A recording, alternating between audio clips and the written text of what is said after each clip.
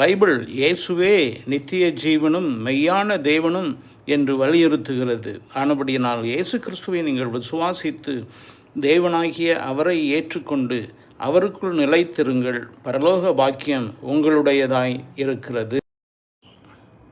Greetings, வாழ்த்துக்கள் ஆண்டவராய் இயேசு கிறிஸ்துவின் நாமத்தில்.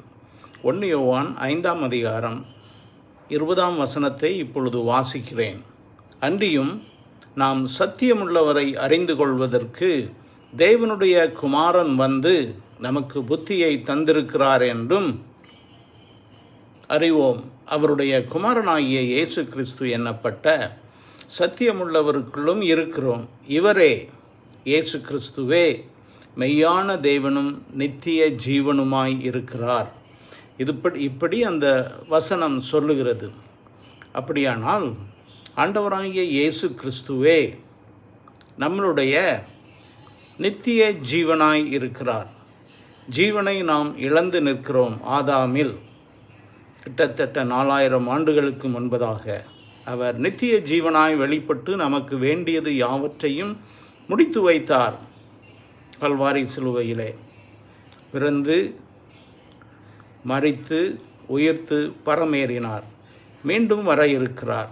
அவரை விசுவாசிக்கிற ஒவ்வொருவருக்கும் நித்திய ஜீவன் உண்டு. ஏனென்றால் அவரே நித்திய ஜீவன். அது மட்டுமல்ல, அவரே மெய்யான தேவன் என்றும் வேதம் சொல்கிறது.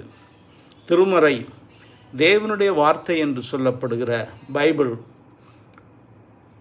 நிச்சயமாக மிக உறுதியாக இயேசு கிறிஸ்துவே நித்திய ஜீவனும் மெய்யான தேவனும் என்று சொல்கிறது. அப்படியானால் நீங்கள் அவரை விசுவாசிக்க வேண்டும், அவரை ஏற்றுக்கொள்ள வேண்டும்.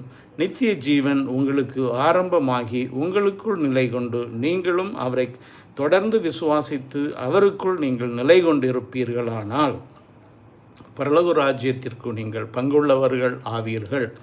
இல்லை என்றாலும் மனிதன் நித்தியத்தை சுதந்திரித்தே ஆக வேண்டும். ஒரு மனிதன் ஆன்மாவில் வெளிப்படும் பொழுது அவன் நித்தியத்திற்குரியவனாயே பிறக்கிறான். பரலோகத்தை அடையவில்லை என்றால் மறுபகுதியாகிய நரகம் என்னும் நித்தியத்தை அடைந்தே தீர வேண்டும். ஆனபடியினாலே இயேசு கிறிஸ்துவை விசுவாசியுங்கள். அவரே நித்திய ஜீவன். வேதத்தில் 4 இடங்களில் நித்திய ஜீவன் என்றால் என்ன, அதை நான் எப்படி சுதந்திரித்து கொள்ள வேண்டும் என்ற கேள்வி வேதாகமத்தில் இருக்கிறது. ஆனபடியினாலே அதை நீங்கள் வாசிப்பீர்களானால் அது உங்களுக்கு நலமாயிருக்கும். இயேசு கிறிஸ்துவை விசுவாசியுங்கள், ஏற்றுக்கொள்ளுங்கள். அவரே நித்திய ஜீவன், உங்களுடைய ஜீவனாயிருக்கிறார் அவர்.